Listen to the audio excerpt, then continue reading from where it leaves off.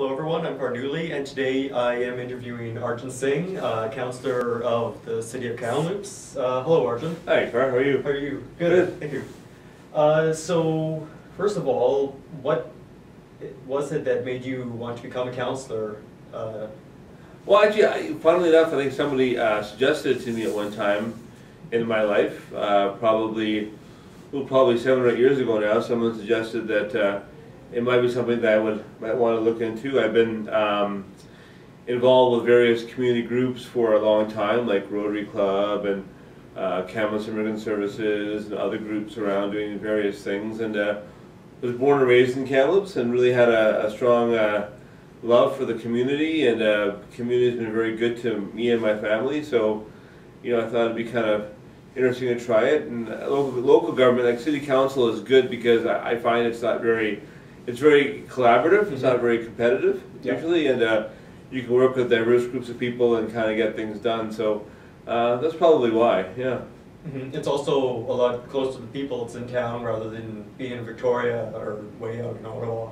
That's true. That's a very good point. I mean, you are here all the time, and it's good to be able to kind of be what I would call a citizen politician. Like you're not full time as a councillor. You have a half-time job, and some folks do it full time because they're retired or they'd like to, but or able to. But for a lot of us, all of us definitely have a very strong feet in the community. We're here all the time and get a chance to see people at different events and that kind of thing. Yep.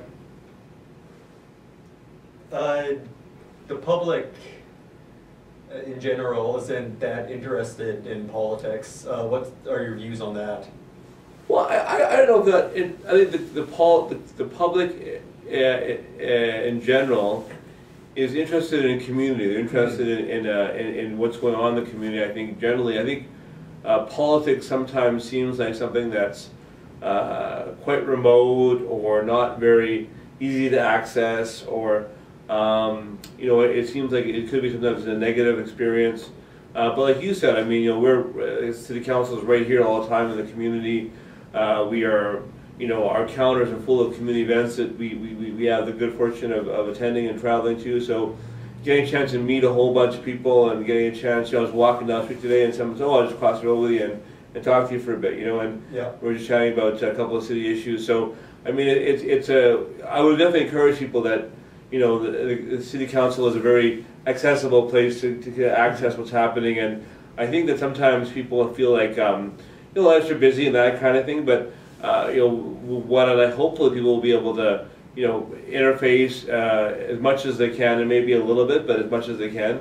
And also, I think it's important that people know that we need their ideas. I mean, there's 9 of us on council and maybe 7 or 8 on senior city staff. So we don't have a large group of people sometimes who make decisions for the community. And I think that it's important for those decisions to have as much feedback, as much input as possible. So I'm always open to that for sure. And do you have any ideas on how you can get the general public more involved in both municipal politics but higher levels of government as well? Well, higher levels of government is a tough one sometimes for me to kind of get my head around, even myself.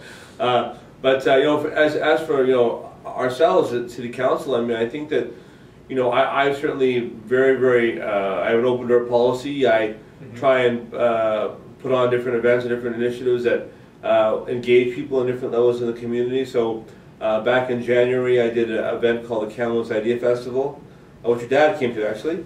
And there was about 125 people there, something like that. And we basically talked about 2 different main issues. Talked about an overall vision for Kamloops in 20 years, and we talked about transportation in Kamloops. And I just did the numbers now. There was 560 ideas generated.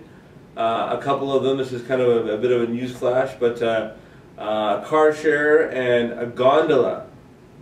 So those are some of the issues, some of the projects I'm going to explore a bit more because they're mentioned quite a bit. And some of them are really kind of, obviously gondola is a very kind of out there kind of idea, but it's an idea that, it's fun to kind of explore those kinds of ideas too, and it helps people. If we don't do the gondola, something else might come out of it, kind of thing. So, and a car share program, I think could really help people utilize collaboratively vehicles. Sometimes you drive a car and you just park it for 8 hours and you go to work, and it could get used by somebody else and you can save some money. So certainly that was a very engaging thing. I would want to do that, kind of get the community people to come out. Now, a lot of those events, you still see the same kinds of people there, but there are some new people who do come out depending on how you do it. So if you do something, if you do a different kind of engagement, that's what's normally done. So normally you have a public meeting, you have a council meeting.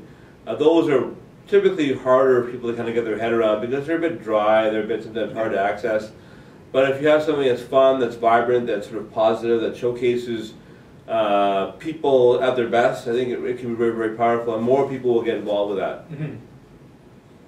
You mentioned the car share program, which just made me think of only a block away from City Council, there's community garden. Yeah. So what do you think of ideas like that, just the community sharing idea in general? I think it's a really powerful concept, and it's really powerful when people do it. So community gardens, we have hundreds of plots now across the city. It's a very, very, I think, has a lot of strong community support. People really support our community garden program in Kamloops. I think that it's wonderful to be able to grow your own food. I can't garden, so I'm learning. Hopefully sometimes not yet. I haven't done it yet. So I'm so in awe of someone who can grow something out of the dirt and it can eat it. It's just wonderful. So I kind of feel like it's a really, the whole idea of sharing and collaboration. Neighborhood associations comes into that too. So your neighborhood level, like West Side, North Shore, Dallas, Valley View, there's some strong community associations in town. There's one up now by the high school, but South Kamloops High School, Sagebrush Community Association. They're all really good to kind of get communities in neighborhoods working together. So I think collaboration sharing is definitely where it's at. Yeah. As a city councillor, what kind of challenges do you face? Because it's not all fun stuff like the garden. There's some hard parts to it. You're absolutely right. And so like a good example would be the Ajax line proposal that we're going through right now. Community is very divided. People are very, very passionate in their opinions on one side of the issue or the other. A lot of people are. And try and figure out how to go through that process with these kinds of proposals and still kind of keep the community working together on many different other proposals. I think it's kind of important. So that's difficult. I mean, you get a lot of pressure from folks on to do various things that maybe you're not that comfortable right now doing, right?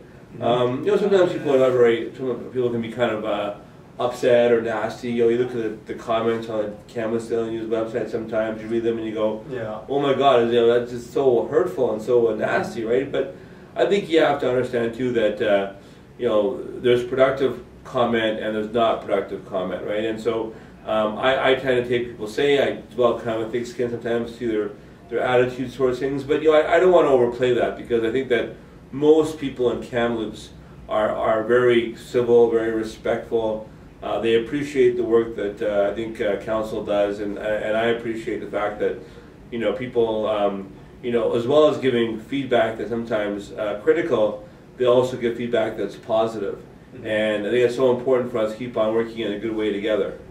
Yeah. You mentioned the rough comments in the Daily News. Yeah. Do you find it's better when someone actually comes to talk to you, or absolutely something because they're not using the pseudonym, you know who they are? Oh, absolutely, and so face-to-face is a gold standard for sure. I mean, like a lot of times people, they can hide behind anonymity online, or they can send you a nasty email from a disposable email address. Yeah. They can really kind of, it can get kind of out of hand, I think, sometimes, but certainly it's not the overall experience in Kamloops.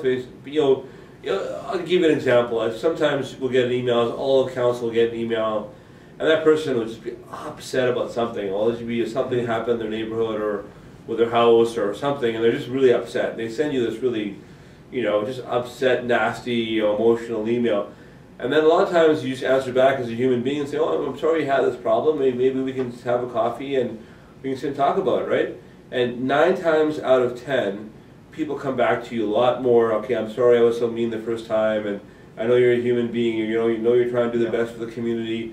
Yeah, I'll meet with you. Or no, I'm okay. I just wanted an event," kind of thing, right? So it's on us too as people who are in elected office to try and showcase, and try and be open to people, even if they're upset about stuff. Because, I mean, I think people do get upset, and we have to, it's our job to kind of, I think, try and handle that in the right way, not get upset ourselves, especially at the first or second time when someone does it, and just try and understand the issue and try and work with it so we can solve the problem, if possible. And that kind of goes back to the issue of people being disengaged from politics. They just look at City Hall like it's City Hall, but then they email you and they say, oh, you're a natural human being. Yeah, and I think one of the problems about that is that people sometimes feel like, I'm right. I've got a point of view and I'm right about it. I'm not going to change my mind. Yeah. Well, if you work in a community, what you, I think, soon realize is that sometimes someone has a very different point of view than I do, and they think they're right. So then what do you do, right? So I think you got to work on compromise. You got to work on working together on various issues. You got to figure out give and take. You got to think about how you can work together as a community. Because for me personally, there's not a huge amount of issues that I'm so passionate about that I'm going to stand my ground on anything, right? Yeah. Like there's a few key issues that I'm very, very, I think are very important. I think are very, very important to work on and to stand on if need be. And I'll do that. But I mean, I think most times you come to a discussion and you want to see where the ability to work together is, how you can work together, how you can come through this as a community, and so you're not working on your own behalf. You're working on the behalf of everybody. Yeah. So I think the council we have now is very good. We have a very diverse council that tends to work really well together. We like each other, we respect each other, and the work that we do, I think, has showcased that over the last 18 months or so. I'm not saying that that's all. Hopefully, that's always going to be the case. I mean, we always have to keep on working on that. We can't just be, stand on our kind of laurels kind of thing. But I think that what we want to do is try to figure out how to work together as a community. Yeah. And has talking to the community and listening to what people have to say ever swayed your opinion in one way or the other? Sure. Yeah. I mean, I think on various things. So I mean. I remember, like, not this term, but the first time I was on council, I talked about a bylaw around smoking outside in patios and stuff, right?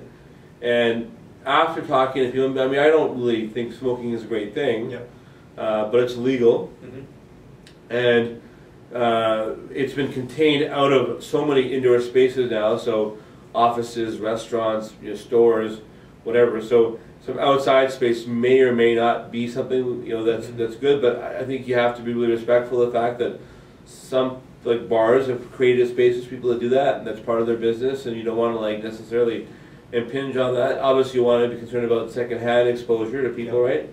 But you don't want to. I mean, if they're doing it themselves, well, okay, have at her. Yeah.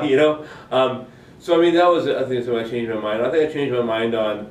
A couple of things like that. I used to think initially we were thinking about water meters, and my view is that at the time now water meters is already in place in Kamloops and it's going through. But if I was on council when it was coming through, I would have said we should have got a referendum again and basically kind of done that, because I think we did that once. We should do that again. But I didn't always think that. I thought maybe we should just go and put it in ourselves. What actually happened, I did support that at one time. Yeah. So things always change, and you're kind of like, I mean, I think you never should think you have all the answers. Yes. And you should never think that your view is going to be the same view all the time, because, one of the reasons why we have a council of 9 people is that you do let it sway your thinking on various things. You should be doing that. You should be allowing people to try and change your mind, right? Yeah. And there's some decisions that are very difficult. You're kind of like, oh, what's 60-40 or 59-41 or something like that, and it's really tough to figure out which way to go, but that's what the job sometimes is, right? And that's the other hard part of the job, is when you got a really tough decision you got to make. It's sometimes you're in a public hearing on an issue around somebody wants to build a condo complex, 40, 50 units, and the neighborhood's upset about it, and you want to sort of figure out what the best thing to do is for the whole community, but whatever you decide. However you vote, you're going to upset somebody, right? Yeah. That's tough sometimes. Yeah. Yeah. What can you tell me about your blog, Your Kamloops? Well, thanks for asking about that. I mean, it's kind of a labor of love. I mean, in 2005, when you were very young, I ran for council, and I started yourkamloops.com as kind of a blog to chronicle my campaign. I've been blogging before for about 2 years on my own personal website, arjunsingh.com, and I thought, well, it'd be kind of cool to start, a blog about community issues and community stuff. So, so 2005, probably around August or something like that, I started it up, and yeah, I just kept it going. And so I blogged there more, because it's kind of funny now, because when I first started, there was no Facebook, there was no Twitter. I think there was no Facebook. I'm sure. I know there was no Twitter for sure. Yeah, there was no Facebook either.